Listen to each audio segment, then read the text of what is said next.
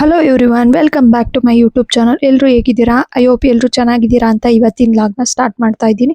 ಇದು ಒಂದು continuation log ಆಗಿರುತ್ತೆ.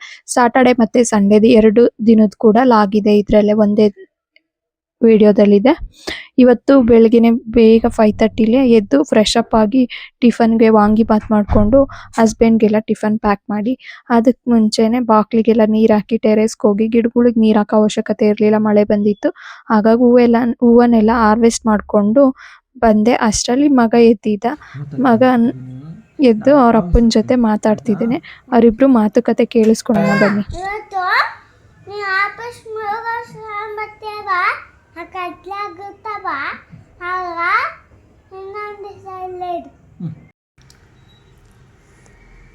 ಹೆಂಗಿದೆ ಮಗನೇ ತಿಂಡಿ?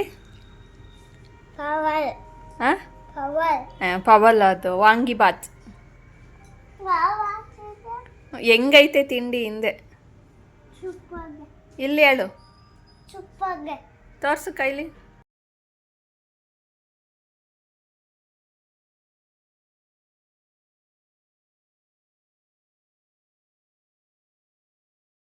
ಅವ್ರ ಅಪ್ಪನ ಕಳಿಸ್ಬರೋದೇ ತಡ. ನಂಗೆ ಹೊಟ್ಟೆ ಹಸ್ತಿದೆ, ತಿಂಡಿ ಬೇಕು ಅಂತ ತಿಂಡಿ ತಿನ್ನೋಕೆ ಹಾಕಿಸ್ಕೊಂಡ. ನಾನು ಬೆಳಗ್ಗೆನೆ ವಾಷಿಂಗ್ ಮಿಷಿನಿಗೆ ಬಟ್ಟೆ ಹಾಕಿದ್ದೆ. ಹಸ್ಬೆಂಡ್ ಹೋಗುವಾಗ ಟಿಫನ್ ಬಾಕ್ಸ್ನ ಬ್ಯಾಗ್ ಇಡುವಾಗ, ಅಯ್ಯೋ ಟೀ ಶರ್ಟ್ ಇತ್ತು ತಕ್ಕೊಡೋದೆ ಮರ್ತೆ, ವಾಷಿಂಗಿಗೆ ಬಟ್ಟೆ ಹಾಕ್ಬಿಟ್ಟಿದ್ಯಾ ಅಂತ ತಕ್ಕೊಟ್ರು. ಸರಿ ನೆಕ್ಸ್ಟ್ ಟೈಮ್ ವಾಶ್ ಮಾಡ್ತೀನಿ ಅಂದ್ಬಿಟ್ಟು ನೋಡ್ಬಿಟ್ಟು ಹಾಗೆ ಎತ್ತಿಟ್ಟೆ. ನೋಡಿ, ಇದೊಂದು ಔಟ್ಫಿಟ್ ರೆಡಿ ಮಾಡಿದ್ದೀನಿ. ಇದು ಸ್ಯಾರಿ ಅಂತೂ ತುಂಬ ಚೆನ್ನಾಗಿತ್ತು. ಅದು ಸ್ವಲ್ಪ ಕಲರ್ದೇನೋ ಡ್ಯಾಮೇಜ್ ಇತ್ತು, ಹಾಗಾಗಿ ಈ ಥರ ಲಂಗ ದಾವಣಿ ಹಾಕೊಬೋದು ಅಂತ ಸ್ಟಿಚ್ ಮಾಡಿಸ್ಕೊಂಡಿದ್ದಾರೆ. ಚಿಕ್ಕ ಮಕ್ಳಿಗೆ ಯಾರಿಗಾದ್ರೂ ಲಂಗ ದಾವಣಿ ಹೊಲಿಬೋದು ಅಂತ ಪರ್ಚೇಸ್ ಮಾಡಿದ್ದು. ಬಟ್ ಅವರು ದೊಡ್ಡವ್ರಿಗೇನೆ ಸ್ಟಿಚ್ ಮಾಡ್ಬೋದಾ ಅಂತ ಕೇಳಿದ್ರು. ಅದು ಸ್ವಲ್ಪ ಕಲರ್ ಇದಾಗಿರೋದು ತೆಗೆದ್ಬಿಟ್ಟು ಮಾಡೋದಾದ್ರೆ ಮಾಡಿಕೊಡಿ ಅಂತ ನಾನು ಸರಿ ಅಂತ ತೆಗೆದ್ಬಿಟ್ಟು ಮಾಡಿಕೊಟ್ಟೆ. 1-2 ಪ್ಲೇಟ್ಸ್ ಬರೋ ಅಷ್ಟೇನೋ ಕಲರು, ಅಂದರೆ ಲೈಟ್ ಆಗಿತ್ತು. ಅದೇನೋ ಕಲರ್ ಪ್ರಿಂಟ್ ಆಗುವಾಗ ಆ ಥರ ಆಗಿರೋದಂತೆ. ಅದು ಇದರಲ್ಲಿ ನೇಯ್ತಾರಲ್ಲ ಸೀರೆನ, ಮಗ್ಗದಲ್ಲಿ ಆ ಥರದ್ರಲ್ಲಿ ನೇಯ್ದಿರೋಂಥ ಸೀರೆ ತುಂಬ ಚೆನ್ನಾಗಿತ್ತು. ನನಗೆ ಕೂಡ ಸ್ಟಿಚ್ ಮಾಡೋದಕ್ಕೆ ತುಂಬ ಖುಷಿ ಆಯಿತು. ಹಾಗೆ ನನ್ನ ಬ್ಲೌಸ್ ಒಂದು ಕಟ್ ಮಾಡಿ ಇಟ್ಟಿದ್ದೆ. ಅದನ್ನ ಇವತ್ತು ಫುಲ್ಲು ಒಂದೇ ದಿನ ಸ್ಟಿಚ್ ಮಾಡಬೇಕು ಅಂತ ಮನೆ ಕೆಲಸ ಎಲ್ಲ ಬಿಟ್ಟು ಹಸ್ಬೆಂಡ್ ಕಳಿಸಿದ ಮೇಲೆ ಅವನಿಗೆ ತಿಂಡಿ ತಿನ್ನಿಸ್ಬಿಟ್ಟು ನಾನೇ ತಿಂತೀನಿ ಅಂತ ತಿಂತಿದ್ದ. ಅರ್ಧಂಬರ್ಧ ತಿನ್ನಿಸು ಅಂದ. ಸರಿ ಮತ್ತೆ ನಾನೇ ತಿಂತೀನಿ ಅಂದ. ಸರಿ ತಿನ್ಕೊ ಮಗನೆ ಅಂತ ಹೇಳ್ಬಿಟ್ಟು ನಾನು ಇದನ್ನು ಸ್ಟಿಚ್ ಮಾಡೋದಕ್ಕೆ ಕೂತಿದ್ದೀನಿ. ಯಾಕಂದರೆ ಮನೆ ಕೆಲಸ ಆಮೇಲೆ ಮಾಡ್ಕೊಳ್ಳೋಣ ಅಂತ ಯಾಕೆ ಸ್ಟಿಚ್ ಮಾಡ್ತಿದ್ದೀನಿ ಅಂದರೆ, ಇದು ಸ್ವಲ್ಪ ಕ್ಲಾತು ಈ ಥ್ರೆಡ್ ಥರಕ್ಕೆ ಬೀಳುತ್ತೆ. ಕಟ್ ಮಾಡಿದಾಗೆಲ್ಲ ಪುಡಿ ಥರ ಬಟ್ಟೆದು ವೇಸ್ಟು ಅದು ಮನೆ ತುಂಬ ಆಗಿಬಿಡುತ್ತೆ. ಫಸ್ಟೇ ಕ್ಲೀನ್ ಮಾಡಿದರೆ ಮತ್ತೆ ಆಗುತ್ತೆ, ಮತ್ತೆ ಗಲೀಜಲ್ಲ ಅಂದ್ಬಿಟ್ಟು ಆಮೇಲೆ ಕಸ ಹೊಡೆದು ನೆಲ ಒರೆಸ್ಕೊಳ್ಳೋಣ ಅಂತ ಫಸ್ಟ್ ಸ್ಟಿಚಿಂಗಿಗೆ ಕೂತಿದ್ದೀನಿ. ಇದನ್ನು 1.5 ಅವರಲ್ಲಿ ನಾನು ಸ್ಟಿಚ್ ಮಾಡಿದ್ದೀನಿ. ಸ್ಲೀವ್ಸ್ ಎಲ್ಲ ಕಟ್ ಮಾಡಿರಲಿಲ್ಲ, ಬಾಡಿ ಪಾರ್ಟ್ ಮಾತ್ರ ಕಟ್ ಮಾಡಿದ್ದೆ. ಅದನ್ನು ಸ್ಟಿಚ್ ಮಾಡಿ ಆಮೇಲೆ ಸ್ಲೀವ್ಸ್ ಕಟ್ ಮಾಡಿ ಸ್ಟಿಚ್ ಮಾಡಿದ್ದು. ಸ್ಲೀವ್ಸ್ ಕಟ್ ಮಾಡಿ ಸ್ಟಿಚ್ ಮಾಡುವಾಗ ಒಂದು ಎಡ್ವಟ್ ಮಾಡಿಕೊಂಡೆ. ನಾನು ನೋಡ್ದೇನೆ ಅಲ್ಲಿ ಬಾರ್ಡ್ರು ಥರ ಡಿಸೈನ್ ಬಂದಿತ್ತು. ಅದು 2 ಒಂದೇ ಸೈಡ್ ಬರಂಗೆ ಮಾಡಬೇಕಿತ್ತು. ಬಟ್ ನಾನು ಒಂದು ಮೇಲಕ್ಕೆ ಮಾಡಿದ್ದೆ, ಒಂದು ಕೆಳಗೆ ಮಾಡಿದ್ದೆ. ನೋಡಿರಲಿಲ್ಲ, ನಾನು ಉಲ್ಟಾ ಕ್ಲಾತ್ ಇಟ್ಕೊಂಡು ಮಾಡ್ತಿದ್ದೆ. ಉಲ್ಟಾ ಇಟ್ಕೊಂಡ್ರೆ ಅದು ಎಲ್ಲ ಕಡೆ ಒಂದೇ ಥರ ಕಾಣಿಸುತ್ತೆ. ಅದು ಏನು ಫ್ರಂಟ್ ಮೇಲ್ಗಡೆ ಕ್ಲಾತ್ ಇರುತ್ತೆ ಅದರಲ್ಲಿ ಮಾತ್ರ ಗೊತ್ತಾಗ್ತಿದೆ, ಇಲ್ಲ ಅಂದರೆ ಗೊತ್ತಾಗ್ತಿಲ್ಲ. ಅದಕ್ಕೋಸ್ಕರ ಸರಿ ಅಂದ್ಬಿಟ್ಟು ನನ್ನ ಮೆಜರ್ಮೆಂಟಿಗೆ ಬ್ಲೌಸ್ ಪೀಸ್ ಜಾಸ್ತಿನೇ ಇತ್ತು ಸ್ವಲ್ಪ. ನಾನು ಫ್ರಂಟ್ ಪಾರ್ಟಲ್ಲಿ ಸ್ವಲ್ಪ ಡಿಫ್ರೆಂಟಾಗಿರಲಿ ಅಂತ ಸ್ಯಾರಿಲಿ ಕೂಡ ತೆಗೆದ್ಬಿಟ್ಟು ಸ್ಟಿಚ್ ಮಾಡಿದ್ದೆ. ಹಾಗಾಗಿ ಮತ್ತೆ ಕ್ಲಾತ್ ಇತ್ತಲ್ಲ ಅದರಲ್ಲಿ ಸ್ಟಿಚ್ ಮಾಡೋಣ ಮತ್ತೆ ಅಂದ್ಬಿಟ್ಟು ಸ್ಲೀವ್ಸ್ನ ಮತ್ತೆ ಕಟ್ ಮಾಡಿ ಮತ್ತೆ ಸ್ಟಿಚ್ ಮಾಡಿದೆ. ಈ ನೆಕ್ಕಿಗೆಲ್ಲ ಸ್ವಲ್ಪ ಕ್ಯಾನ್ವಾಸ್ ಕೊಟ್ಟರೆ ಸ್ಟಿಫಾಗಿ ಚೆನ್ನಾಗಿರುತ್ತೆ ಅಂತ ಕ್ಯಾನ್ವಾಸ್ಗೆ ಮಾರ್ಕ್ ಮಾಡಿಕೊಂಡು ಅದನ್ನು ಕೂಡ ಸ್ಟಿಚ್ ಮಾಡ್ತಾ ಇದ್ದೀನಿ ಯೂಸ್ ಮಾಡಿಕೊಂಡು. ನೋಡೋಣ ಬ್ಲೌಸ್ ಫೈನಲಿ ಯಾವ ಥರ ಬರುತ್ತೆ, ಹೇಗೆ ಬಂದಿದೆ ಅಂತ ನಾನು ನೆಕ್ಸ್ಟ್ ಲಾಗಲ್ಲಿ ತಿಳಿಸ್ತೀನಿ ಎಂದಿದ್ದೆ. ಸಂಡೇ ಲಾಗಲ್ಲ ಅದನ್ನು ಕೂಡ ತಿಳಿಸಿದ್ದೆ. ಇವತ್ತು ಈ ಲಾಗಲ್ಲೂ ಕೂಡ ಲಾಸ್ಟಲ್ಲಿ ತೋರಿಸ್ತೀನಿ ಯಾವ ಥರ ಬಂದಿತ್ತು ಅಂದ್ಬಿಟ್ಟು. ನೋಡಿಲ್ದವ್ರು ನೋಡ್ಬೋದು. ಹಾಗೆ ಪಾತ್ರೆ ತೊಳೆಯೋದಿದೆ, ಪಾತ್ರೆ ತೊಳೆಯೋಣ, ಅವನಿಗೆ ತಲೆಗೆ ಎಣ್ಣೆ ಹಚ್ಚೋಣ ಅಂತ ನೋಡ್ತಾ ಇದ್ದೆ. ಸರಿ ಫಸ್ಟ್ ಅವನಿಗೆ ಎಣ್ಣೆ ಹಚ್ಬಿಟ್ಟು ನಾನು ಹಚ್ಕೊಂಡ್ಬಿಡೋಣ. ಇವತ್ತು ಸಾಟರ್ಡೆ ಅಲ್ವಾ, ಸಂಡೇ ಸಾಯಂಕಾಲ ಸ್ನಾನ ಮಾಡ್ಕೊಂಡ್ರಾಗುತ್ತೆ, ಇಲ್ಲ ಬೆಳಗ್ಗೆನೋ ಸಾಯಂಕಾಲನೋ ಅಂದ್ಬಿಟ್ಟು ಸಂಡೇ ಅಲ್ವಾ ಯಾವಾಗ ಬೇಕಾದ್ರೂ ಮಾಡ್ಕೊಬೋದು, ಮನೇಲೇ ಇರ್ತೀವಲ್ಲ ಎಲ್ಲೂ ಹೋಗೋದಿಲ್ಲ ಅಂದ್ಬಿಟ್ಟು ಎಣ್ಣೆ ಹಚ್ಚಿ ಎಣ್ಣೆ ಹಚ್ಚಿದಾದ್ಮೇಲೆ ಸ್ನಾನ ಮಾಡಿಸಿ ಅವನಿಗೆ ಇವತ್ತು ನೋಡಿ ಅವನಿಗೆ ಸ್ನಾನ ಮಾಡಿಸೋದು ಕೂಡ ಲೇಟ್ ಆಗಿದೆ. ಕ್ಲಾಸ್ ಇಲ್ಲದೆ ಇರೋ ಕಾರಣ 10:30 ಆಗಿತ್ತು. ತಿಂಡಿ ತಿಂದಿದ್ನಲ್ಲ 10:30 ಅವನಿಗೆ ಸ್ನಾನ ಮಾಡಿಸಿ ಅವನು ಆಪಲ್ ಬೇಕು ಅಂದ ಸರಿ ಅಂತ ಕಟ್ ಮಾಡಿಕೊಟ್ಟು ನಾನು ಸ್ವಲ್ಪ ಎಣ್ಣೆ ಹಚ್ಕೊಂಡಿದ್ನಲ್ಲ ಮುಂದೆ ಕೂದಲಂತೂ ನನಗಂತೂ ತುಂಬಾ ಕಮ್ಮಿ ಇದೆ. ಏನಕ್ಕೆ ಆ ಥರ ಏರ್ ಫಾಲ್ ಆಗುತ್ತೋ ಗೊತ್ತಿಲ್ಲ. ಒಂದ್ಸಲ ಏರ್ ಫಾಲ್ ಸ್ಟಾರ್ಟ್ ಆದ್ರೆ ಈ ಥರ ಬುಲ್ಡೆ ಖಾಲಿ ಆಗ್ಬೇಕು ಅಲ್ಲಿವರೆಗೂ ಏರ್ ಫಾಲ್ ಆಗ್ತಾನೆ ಇರುತ್ತೆ. ಫೋನಲ್ಲಿ ಸ್ವಲ್ಪ ಚಾರ್ಜ್ ಇರಲಿಲ್ಲ, ಚಾರ್ಜಿಗೆ ಹಾಕಿ ಸ್ವಲ್ಪ ಪಾತ್ರೆ ಇದ್ದು ಇವನ್ನೆಲ್ಲ ವಾಶ್ ಮಾಡಿ ಸ್ನಾನ ಮಾಡ್ಕೊಂಡ್ಬಂದು ಪೂಜೆ ಮಾಡಿ ತಿಂಡಿ ತಿನ್ನೋ ಅಷ್ಟರಲ್ಲಿ 11:30 ಆಗೋಯ್ತು. ಇವತ್ತು ಅಷ್ಟು ಲೇಟಾಗಿ ನಾನು ಯಾವತ್ತೂ ತಿಂಡಿ ತಿನ್ನಲ್ಲ, ಬಟ್ ಇವತ್ತು ಲೇಟ್ ಆಯ್ತು. ಇಲ್ಲ ಅಂದ್ರೆ ನಾನು ತಿನ್ನಕ್ಕೆ ಹೋಗಲ್ಲ. ಇವತ್ತು ಬೆಳಗ್ಗೆ ಮಾಲ್ಟ್ ಕೂಡ ಕುಡ್ದಿರ್ಲಿಲ್ಲ, ಬ್ಲೂ ಟೀ ಕುಡ್ದಿದ್ರಿಂದ. ಹಾಗಾಗಿ ಟಿಫನ್ನೇ ಮಾಡ್ಕೊಂಡ್ಬಿಟ್ಟೆ 11:30ಗೆ. ಮಧ್ಯಾಹ್ನ ಊಟ ಲೇಟಾಗಿ ಮಾಡ್ಕೊಂಡ್ರಾಗುತ್ತೆ ಅಂತ. ಅಷ್ಟೆಲ್ಲ ಕೆಲಸ ಮುಗಿಸಿದ್ಮೇಲೆ ನಾನು ಸ್ವಲ್ಪ ವಿಡಿಯೋ ಎಡಿಟ್ ಮಾಡ್ಕೊಂಡು ಕೂತಿದ್ದೆ. ನನ್ನ ಮಗ ಆಟ ಆಡ್ತಿದ್ದ. ಆಮೇಲೆ ಅವನ ಜೊತೆ ಕೂಡ ನಾನು ಸ್ವಲ್ಪ ಆಟ ಆಡ್ಕೊಂಡು ಟೈಮ್ ಸ್ಪೆಂಡ್ ಮಾಡಿದೆ.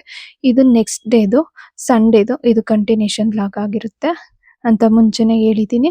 ಇನ್ನು ಯಾರಾದರೂ ನನ್ನ ಚಾನಲ್ ಸಬ್ಸ್ಕ್ರೈಬ್ ಮಾಡ್ಕೊಂಡಿಲ್ಲ ಅಂದರೆ ಮಾಡ್ಕೊಳ್ಳಿ. ಸಂಡೇ ಅಂದಮೇಲೆ ಲೇಸಿಯಾಗಿ ಲೇಟಾಗಿ ಎದ್ದೇಳೋದು ಎಲ್ಲರದು ಕಾಮನ್ ಇರುತ್ತೆ. ನಾನು ಕೂಡ ಹಾಗೇನೆ ಸ್ವಲ್ಪ ಲೇಟಾಗಿದ್ದೆ. 6:30 7 ಗಂಟೆ ಆಗಿತ್ತು.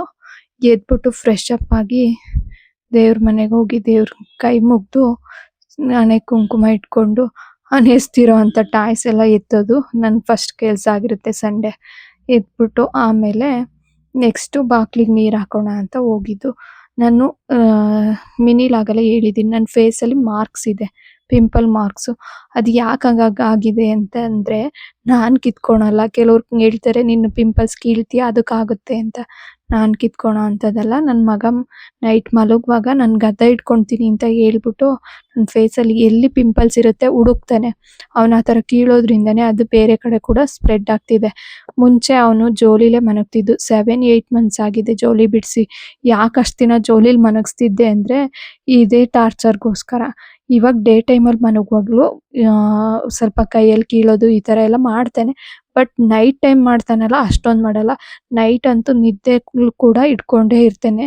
ಅದನ್ನ ಕೀಳೋದು ಕೆರೆಯೋದು ಈ ಥರ ಏನಾದ್ರು ಹಿಂಸೆ ಮಾಡ್ತಾ ಇರ್ತಾನೆ. ಅದಕ್ಕೆ ನಾನು ಎಷ್ಟು ಬೈಬೋದು ಹೇಳ್ಬೋದು ಎಷ್ಟೋ ಸಲ ಸಿಟ್ಟು ಮಾಡ್ಕೊಂಡು ಹೊಡೆದು ಇದೀನಿ, ನಂಗೆ ನೋವುತ್ತೆ ತಡ್ಕೊಳಕ್ ಆಗ್ತಿಲ್ಲ ಅಂತ. ಆದರೂ ಕೂಡ ಅವ್ನು ಬಿಡ್ತಿಲ್ಲ. ಅದು ಯಾಕೆ ಮುಂಚೆ ಇನ್ನೂ ಚಿಕ್ಕದ್ರಲ್ಲಿ 1.5 ವರ್ಷ ಏನೋ ಇದ್ದ ಅನಿಸುತ್ತೆ. ಫೀಡಿಂಗ್ ಸ್ಟಾಪ್ ಮಾಡಿದ್ಮೇಲೆ ಲಿಪ್ಸ್ ಕೀಳೋನು, ತುಟಿ ಕೀಳೋನು. ಅದನ್ನ ಬಿಟ್ಟು ಇವಾಗ ಅದನ್ನ ಬಿಡ್ಸೋಕ್ಕೋಸ್ಕರ ಹಿಂಗೆ ಇದನ್ನ ಗದ್ದ ಹಿಡ್ಕೊ ಕೆನ್ನೆ ಹಿಡ್ಕೊ ಅಂತ ಈ ಥರ ಹೇಳಿ ಅವನು ಅಲ್ಲಿ ಪಿಂಪಲ್ಸ್ ಸಿಗವಲ್ಲ ಅವನ್ನ ಕೀಳೋದು ಕೆರೆಯೋದು ಇಸ್ಕೋದು ಈ ಥರ ಮಾಡಿ ಇವಾಗ ಈ ಥರ ಆಗಿದ್ದಾನೆ. ಅವ್ರ ಪಪ್ಪನ ಜೊತೆ ಮನಕ್ಕೋ ಅಂದರೆ ಮನಕ್ಕೊಳಲ್ಲ. ಮನಕ್ಕೋವಾಗ ನಾನೇ ಇರಬೇಕು. ಅದು ನಾನು ಏನಕ್ಕೆ ಬೇಕು ಅಂದರೆ ಗದ್ದ ಹಿಡ್ಕೊಂಡು ಪಿಂಪಲ್ಸ್ ಎಲ್ಲಿರ್ತವೆ ಹುಡುಕೊಂಡು ಕೀಳೋದಕ್ಕೆ ಬೇಕು. ಇಲ್ಲ ಅಂದರೆ ಮನ್ಗೋದೇ ಇಲ್ಲ. ಒಂದಿನ ಮನಗದೇ ಇದ್ರೆ ಹಂಗೆ ಇರು ಪರವಾಗಿಲ್ಲ ಅಂತ ಬಿಟ್ಟರೆ 11:30 12 ಗಂಟೆ 1 ಗಂಟೆ ಆಗೋಯ್ತು. ನಾನು ನೋಡ್ತಾ 1 ಗಂಟೆ ಆದರೂ ಮನಗಲೇ ಇಲ್ಲ. ಹಂಗೆ ಮಾಡೋನು. ನಾನು ಕೈ ಏನಾದ್ರು ತೆಗ್ದು ಅವ್ನ ಕೈನ ಬಿಗಿಯಾಗಿ ಹಿಡ್ಕೊಂಡ್ರೆ ಅಳೋನು. ಆ ಥರ ಎಲ್ಲ ಹಿಂಸೆ ಕೊಡೋನು. ಸರಿ ಅಂತ ಏನಾದ್ರು ಮಾಡ್ಕೊಂತ ಬಿಟ್ರೆ ಒಂದು ಪಿಂಪಲ್ಸ್ ಇಲ್ಲ ಅಂತ ಸ್ಕಿನ್ನೇ ಕೆರೆದು ಬೆಳಗ್ಗೆ ಅಷ್ಟೊತ್ತಿಗೆ ಗಾಯ ಮಾಡಿಬಿಟ್ಟಿದ್ದ. ಆ ಥರ ಮಾಡೋದಕ್ಕೆ ನನಗೆ ಆ ಥರ ಮಾರ್ಕ್ಸ್ ಇರೋದು. ಇಲ್ಲ ಅಂದರೆ ಸ್ಕಿನ್ ತುಂಬ ಚೆನ್ನಾಗಿ ಗ್ಲೋ ಆಗಿದೆ ಆ ಬ್ಲೂ ಟೀ ಕುಡಿಯೋದ್ರಿಂದ. ಇವನು ಈ ಥರ ಮಾಡ್ತಿರೋದ್ರಿಂದ ಪಿಂಪಲ್ಸ್ ಮಾರ್ಕ್ಸು ಕೆಲವೊಂದಿದೆ. ಹಾಗೆ ಟೆರೇಸ್ಗೆ ಹೋಗಿ ಸ್ವಲ್ಪ ಗಿಡಗಳಿಗೆಲ್ಲ ನೀರು ಹಾಕಿ ಹೂವನ್ನೆಲ್ಲ ಹಾರ್ವೆಸ್ಟ್ ಮಾಡ್ಕೊಂಡು ಬಂದೆ. ಇವತ್ತು ಎಷ್ಟು ಹೂವು ಸಿಕ್ಕಿದೆ, ಯಾವ್ಯಾವ್ದು ಹೂವು ಸಿಕ್ಕಿದೆ ಅಂದರೆ 2-3 ದಾಸವಾಳ ಇತ್ತು, 2 ಥರದ ದಾಸವಾಳ ಹರಳಿತ್ತು. ಹಾಗೇನೆ ಶಂಕು ಪುಷ್ಪ ಇದ್ದು ಮತ್ತೆ ಸ್ವಲ್ಪ ಪತ್ರೆ ಕೂಡ ಕಿತ್ಕೊಂಡ್ಬಂದೆ. ಮನೇಲಿ ಹೂವು ಖಾಲಿ ಆಗಿದ್ದು, ಹಾಗಾಗಿ ಮನೆಗೆ ಸ್ವಲ್ಪ ಪೂಜೆಗೆ ಬೇಕಲ್ಲ ಹಾಗಾಗಿ ಕಿತ್ಕೊಂಡ್ಬಂದೆ. ಕೆಳಗೆ ಬಂದು ಜಿಯೋ ಮಾರ್ಟಲ್ಲಿ ಸ್ವಲ್ಪ ಮನೆಗೆ ಟೊಮೊಟೊ ಪನ್ನೀರು ಎಲ್ಲ ಬೇಕಿತ್ತು ತರಿಸೋಣ ಅಂತ ಆರ್ಡ್ರ್ ಮಾಡಿದೆ. ಅಷ್ಟರಲ್ಲಿ ನನ್ನ ಮಗ ಬಂದು ಏನು ತರಿಸ್ತಿದ್ಯಾ, ನನಗೂ ಅದು ಬೇಕು ಇದು ಬೇಕು ಅಂತ ಹೇಳೋಕೆ ಸ್ಟಾರ್ಟ್ ಮಾಡ್ದ. ಜಿಯೋ ಮಾರ್ಟಲ್ಲಿ ಏನಾದ್ರು ಆರ್ಡ್ರ್ ಮಾಡ್ತಾಯಿದ್ರೆ ಅವ್ನು ಬಂದು ಹೇಳೋದು ಕಾಮನ್, ನನಗೆ ಅದು ಬೇಕು ಅಮ್ಮ ಇದು ಬೇಕು ಕೊಡಿಸು ಅಂತ. ನೋಡಿಲ್ಲಿ ಏನು ಕೊಡ್ಸಲ್ಲ ಅಂದಿದ್ದಕ್ಕೆ ಆ ಥರ ಮಾಡ್ತಿದ್ದೇನೆ. ಬರ್ತಿದ್ದೆ ಇರು ಬಂತು ಅಂದಿದ್ದಕ್ಕೆ ಖುಷಿ ಆಗ್ಬಿಟ್ಟ. ಸರಿ ಅಂತ ಬಂದು ಏನು ತರಿಸಿದ್ಯಾ ಅಂತ ಅವನೇ ನೋಡೋದಕ್ಕೆ ಇಸ್ಕೊಂಬಂದು ಎಲ್ಲ ಓಪನ್ ಮಾಡಿ ಶೆಲ್ಫ್ ಮೇಲೆ ಎತ್ತಿಟ್ಟಿದ್ದಾನೆ. ನೋಡಿ ಮೊಳಕೆ ಬಂದಿರೋಂಥ ಕಾಳುಗಳು, ಸ್ವಲ್ಪ ಬಟರು, ಸ್ವೀಟ್ ಪೊಟ್ಯಾಟೊ ಎಲ್ಲ ತರಿಸ್ಕೊಂಡಿದ್ದೆ. ಬ್ಲೂ ಟೀ ಮಾಡ್ಕೊಂಡು ಟಿಫನ್ಗೆಲ್ಲ ರೆಡಿ ಮಾಡಿ ಬ್ಲೂ ಟೀ ಕುಡ್ದಿದ್ದಾದ್ಮೇಲೆ ಮನೆ ಕೆಲಸ ಸ್ಟಾರ್ಟ್. ಇವತ್ತು ಫಸ್ಟ್ ಕಸ ಎಲ್ಲ ಹೊಡೆದು ನೆಲ ಒರೆಸಿ ಪೂಜೆ ಮಾಡಿಕೊಂಡು ಆಮೇಲೆ ಕಿಚನಿಗೆ ಬಂದು ಟಿಫನ್ ರೆಡಿ ಮಾಡ್ತಾ ಇದ್ದೀನಿ. ಟಿಫನ್ಗೆ ಇವತ್ತು ರೊಟ್ಟಿ ಮಾಡ್ಕೊಂಡಿದ್ದೆ, ಮಸಾಲೆ ರೊಟ್ಟಿ, ಆನಿಯನ್ನು, ಸಬ್ಸಿಗೆ ಸೊಪ್ಪು, ಸ್ವಲ್ಪ ಜೀರಿಗೆ, ಮೆಣಸಿನ್ಕಾಯಿ, ಸ್ವಲ್ಪ ತೆಂಗಿನಕಾಯಿ ತುರಿ ಇಷ್ಟು ಸೇರಿಸಿ ಮಾಡ್ಕೊಂಡಿದ್ದೆ. ಸ್ವಲ್ಪ ಚಟ್ನಿ ಮತ್ತೆ ಟೊಮೊಟೊ ಪಲ್ಯ ಎರಡು ಕೂಡ ಮಾಡ್ಕೊಂಡಿದ್ದೆ. ಎರಡು ಸ್ವಲ್ಪನೇ ಮಾಡಿದ್ದೆ. ಅಂದ್ರೆ ರೊಟ್ಟಿಗೆ ಮಸಾಲೆ ರೊಟ್ಟಿ ಆಗಿರೋದ್ರಿಂದ ಕಾಯಿ ಚಟ್ನಿ ಚೆನ್ನಾಗಿರುತ್ತೆ. ಕಾಯಿ ಸ್ವಲ್ಪ ಕಮ್ಮಿ ಇದ್ದಿದ್ ಕಾರಣ ಟೊಮೊಟೊ ಪಲ್ಯ ಮಾಡ್ಕೊಂಡೆ. ತೆಂಗಿನಕಾಯಿ ಸ್ವಲ್ಪ ಕಮ್ಮಿ ಇದ್ದಿದ್ಕೆ ಸರಿ ಅಂತ ಹಸ್ಬೆಂಡ್ಗೆ ಹಾಕ್ಕೊಟ್ಟು ನನ್ನ ಮಗುನು ಹಾಕ್ಕೊಡೋಣ ಅಂದ್ರೆ ಬೇಡ ತಿನ್ಸು ಅಮ್ಮ ಅಂದ. ನಾನ್ ತಿನ್ನಿಸ್ವಾಗ್ಲೇ ತಿನ್ಸಿದ್ರೆ ಆಗುತ್ತೆ ಅಂದ್ಬಿಟ್ಟು ಫುಲ್ ರೊಟ್ಟಿ ಎಲ್ಲ ತೊಟ್ಟಿ ಬೇಯಿಸಿದಾದ್ಮೇಲೆ ನಾನು ಕೂಡ ತಿನ್ಕೊಂಡು ಅವನಿಗೂ ತಿನ್ನಿಸ್ದೆ. ತಿಂಡಿಗಂತೂ ರೊಟ್ಟಿ ಮಾಡಿದ ದಿನ ಮೊದ್ಲೇನೆ ಕಿಚನ್ ಕ್ಲೀನ್ ಮಾಡಿದ್ರು ಮತ್ತೆ ಕ್ಲೀನ್ ಮಾಡ್ಬೇಕಾಗುತ್ತೆ, ಅಷ್ಟು ಗಲೀಜ್ ಆಗ್ಬಿಟ್ಟಿರುತ್ತೆ. ಅಂದ್ರೆ ತೊಟ್ವಾಗ ಹಸಿಟ್ಟೆಲ್ಲ ಬಿದ್ದಿರುತ್ತೆ, ಏನೋ ಅರ್ಜೆಂಟಲ್ಲಿ ಮುಟ್ಟಿರ್ತೀವಿ ಯಾವ್ದನ್ನಾದ್ರೂ, ಅಲ್ಲೆಲ್ಲ ಗಲೀಜಾಗಿರುತ್ತೆ, ಅದನ್ನೆಲ್ಲ ಕ್ಲೀನ್ ಮಾಡ್ಕೊಬೇಕು. ಹಾಗೆ ಅಷ್ಟು ಕೆಲಸ ಮುಗಿಸಿದ್ಮೇಲೆ ನನ್ನ ಮಗುಂಗೆ ಹೋಮ್ ವರ್ಕ್ ಬರ್ಸೋದಿತ್ತು. ಫ್ರೈಡೇ ಇಂದ ಸಂಡೇವರೆಗೂ ಹೇಳ್ತಾನೆ ಇದ್ದೆ ಬರೀ ಬಾ ಅಂತ. ಅವಾಗ ಬರಿತೀನಿ ಇವಾಗ ಬರಿತೀನಿ ಅಂತ ಫೈನಲಿ ಸಂಡೇ ಟಿಫನ್ ತಿಂದ್ಬಿಟ್ಟು ಬರಿತೀನಿ ಅಂತ ಬರೆದ್ಬಿಟ್ಟ. ಬರ್ಸೋ ಅಷ್ಟ್ರಲ್ಲಿ ಟೈಮೇ ಆಗೋಗ್ತು. ಇನ್ನೂ ಸ್ವಲ್ಪ ಕಲರಿಂಗ್ ಮಾಡಿಸೋದಿತ್ತು. ನಮ್ಮ ಹಸ್ಬೆಂಡ್ ನಾನು ಮಾಡಿಸ್ತೀನಿ ಹೋಗು ಕಿಚನ್ಗೆ ಹೋಗಿ ಅಡುಗೆ ಮಾಡು ಅಂತಿದ್ಕೆ ಬಂದು ಅಡುಗೆ ಮಾಡುವಾಗಲೇ ಓಡಾಡ್ಕೊಂಡೆ. ಲೈನಿಂಗ್ ಒಂದು ಕಟ್ ಮಾಡಿ ಇಟ್ಕೊಂಡಿದ್ದೆ ಬ್ಲೌಸ್ದು. ಈಗ ಮೈನ್ ಕ್ಲಾತ್ ಮೇಲೆ ಹಾಕಿ ಕಟ್ ಮಾಡ್ಕೊತಾ ಇದ್ದೀನಿ. ಇದು ಕೂಡ ನಂದೇನೆ ಒಂದು ಕಾಟನ್ ಸೀರೆ. ಇದನ್ನು ಒಂದು ಸ್ವಲ್ಪ ಡಿಫ್ರೆಂಟ್ ಆಗಿರ್ಲಿ ಅಂತ ಡಿಫ್ರೆಂಟ್ ಡಿಸೈನ್ ಇಟ್ಟಿದ್ದೀನಿ. ನೋಡೋಣ ಫೈನಲಿ ಫುಲ್ ಸ್ಟಿಚ್ ಮಾಡಿದ್ಮೇಲೆ ಯಾವ ತರ ಬರುತ್ತೆ ಶೇರ್ ಮಾಡ್ಕೊತೀನಿ ಲಾಸ್ಟಲ್ಲಿ ಯಾವ ತರ ಬಂದಿದೆ ಅಂತ. ಇಂಟ್ರೆಸ್ಟ್ ಇರೋರು ಕಾದ್ ನೋಡ್ತೀರಾ, ಇಂಟ್ರೆಸ್ಟ್ ಇಲ್ದವರು ಸ್ಕಿಪ್ ಮಾಡ್ಕೊಂಡು ಹೋಗ್ತೀರಾ. ಇದನ್ನು ಕೂಡ ಕಲರ್ ಕಾಂಬಿನೇಷನ್ ಡಬಲ್ ಇದೆ. ಇದನ್ನು ಯಾವ ತರ ಯೂಸ್ ಮಾಡ್ಕೊಂಡಿದೀನಿ ಹೇಗ್ ಮಾಡ್ಕೊಂಡಿದೀನಿ ಅಂತ ನೋಡಿ. ನಾನ್ ಸ್ವಲ್ಪ ಸ್ಯಾರಿಲಿ ಸಣ್ಣ ಇರೋ ಕಾರಣ ಸ್ವಲ್ಪ ಎಕ್ಸ್ಟ್ರಾ ಕಟ್ ಮಾಡ್ಕೊಂತೀನಿ. ಈ ತರ ಏನಾದ್ರೂ ಡಿಸೈನ್ ಮಾಡ್ಕೊಬಹುದು ಅಂತಾನೆ. ಕಲರ್ ಕಾಂಬಿನೇಷನ್ ಸ್ವಲ್ಪ ಚೇಂಜ್ ಮಾಡಿದ್ರು ಅದು ಸ್ವಲ್ಪ ಮಾಡರ್ನ್ ಆಗಿ ಬ್ಲೌಸ್ ಚೆನ್ನಾಗಿರುತ್ತೆ. ಯಾವ ತರ ಕಮ್ಮಿ ದುಡ್ಡಿನ ಸೀರೆ ಆಗ್ಲಿ ಯಾವುದೇ ತರ ಸೀರೆ ಆಗಿರ್ಲಿ ತುಂಬಾ ಚೆನ್ನಾಗಿ ಕಾಣುತ್ತೆ ಈ ತರ ಏನಾದ್ರೂ ಸಿಂಪಲ್ ಆಗಿ ಡಿಸೈನ್ ಮಾಡ್ಕೊಂಡ್ರೆ ಅಂದ್ಬಿಟ್ಟು ಆ ತರ ಕಲರ್ ಕಾಂಬಿನೇಷನ್ ಮಾಡೋದಕ್ಕೋಸ್ಕರ ಸ್ಯಾರಿ ಪಾರ್ಟ್ ಸ್ವಲ್ಪ ಕಟ್ ಮಾಡ್ಕೊಂಡಿರ್ತೀನಿ ಬ್ಲೌಸಿಗೆ ಅಂದ್ಬಿಟ್ಟು. ಇದಕ್ಕೂ ಕೂಡ ಹಾಗೆ ಮಾಡ್ಕೊಂಡಿದೀನಿ. ಇದು ಎರಡು ಕಡೆ ಸ್ವಲ್ಪ ಒಂದೇ ತರ ಕಾಣಿಸ್ತಿತ್ತು. ಈ ಇಂಕ್ ಬ್ಲೂ ಅಲ್ಲಿ ಗೊತ್ತೇ ಆಗ್ತಿರ್ಲಿಲ್ಲ ಕ್ಲಾತ್ ಯಾವ್ದು ಬ್ಯಾಕ್ ಸೈಡ್ ಯಾವ್ದು ಫ್ರಂಟ್ ಸೈಡ್ ಅಂತ.